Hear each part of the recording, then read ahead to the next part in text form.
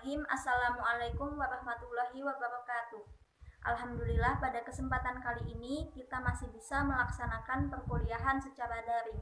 Baiklah, langsung saja kami dari kelompok 1 akan memaparkan hasil diskusi kami tentang konsep dasar filsafat pendidikan Islam, yang mana pada poin pertama menjelaskan tentang pengertian filsafat pendidikan Islam. Sebelum mengetahui lebih jauh apa itu filsafat pendidikan Islam, kita harus tahu apa itu filsafat. Nah, filsafat sendiri berasal dari bahasa Yunani yang terdiri dari dua kata, yaitu philen yang berarti cinta dan sophos yang berarti hikmah. Sedangkan ajaran Islam merupakan sebuah sistem yang diyakini oleh penganutnya atau seorang muslim bahwa ajaran Islam memiliki nilai-nilai tentang kebenaran yang hakiki dan mutlak yang dapat digunakan dalam berbagai aspek kehidupan, salah satunya dalam aspek pendidikan. Jadi dapat kita tarik kesimpulan bahwa filsafat pendidikan Islam adalah suatu pemikiran yang radikal dan mendalam mengenai berbagai masalah yang berkaitan dengan filsafat pendidikan Islam. Poin yang ketiga tentang ruang lingkup filsafat dan ruang lingkup filsafat pendidikan. Ruang lingkup filsafat dibagi menjadi 3. Yang pertama, ontologi, yang akan mengulas tentang sifat hakikat pendidikan.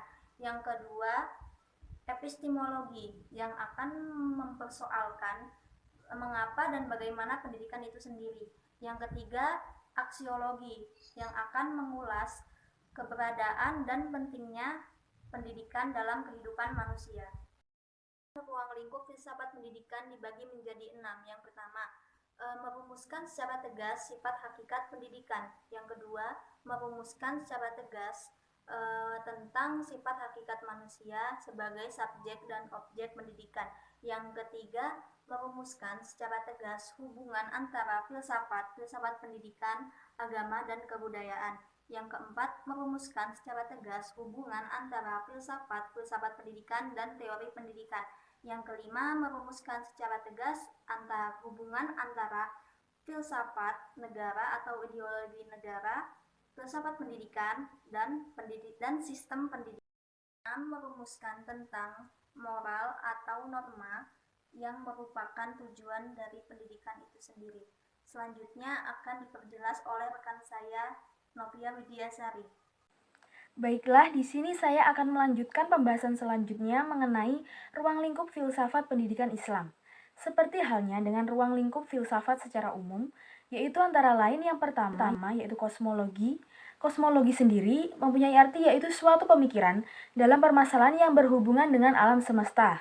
Yang kedua yaitu ontologi, adalah suatu pemikiran tentang asal-usul alam semesta, dari mana ke arah mana proses kejadiannya. Dan yang ketiga yaitu epistemologi. Epistemologi adalah pemikiran tentang apa dan bagaimana sumber pengetahuan itu diperoleh.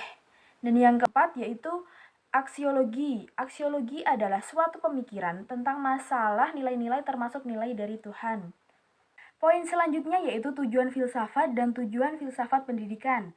Adapun tujuan filsafat sendiri yaitu mendalami unsur-unsur pokok ilmu sehingga secara menyeluruh kita dapat memahami sumber hakikat dan tujuan ilmu.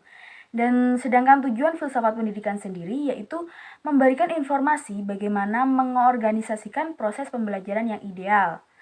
Adapun selanjutnya yaitu tujuan filsafat pendidikan Islam. Sebagaimana ajaran Islam, filsafat pendidikan Islam bersumber pada Al-Quran dan hadis. Adapun tujuan filsafat pendidikan Islam sendiri yaitu untuk mempertinggi akhlak, mencapai kesejahteraan hidup di dunia dan di akhirat. Untuk poin selanjutnya akan dijelaskan oleh rekan saya. Baik, selanjutnya saya akan menjelaskan tentang metode filsafat, filsafat pendidikan, dan filsafat pendidikan Islam. Yang pertama yaitu metode filsafat dan filsafat pendidikan. Ada beberapa metode yang digunakan yaitu metode pencarian bahan dan metode pembahasan.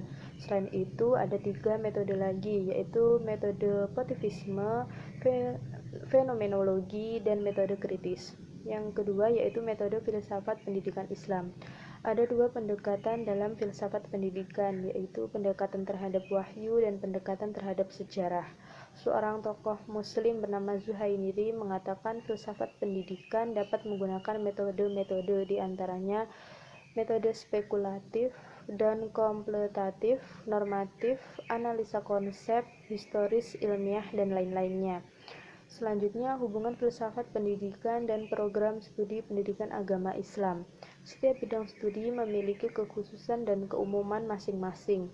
Untuk itulah, setiap kajian pasti memiliki hubungan dengan bidang kajian yang lainnya, yaitu terkait dengan bidang kajian filsafat pendidikan. Pada dasarnya terdiri dari dua kajian, diantaranya filsafat dan pendidikan. Filsafat memiliki peran yang sangat penting dalam melahirkan teori-teori pendidikan, yaitu sebagai pondasi atau dasar.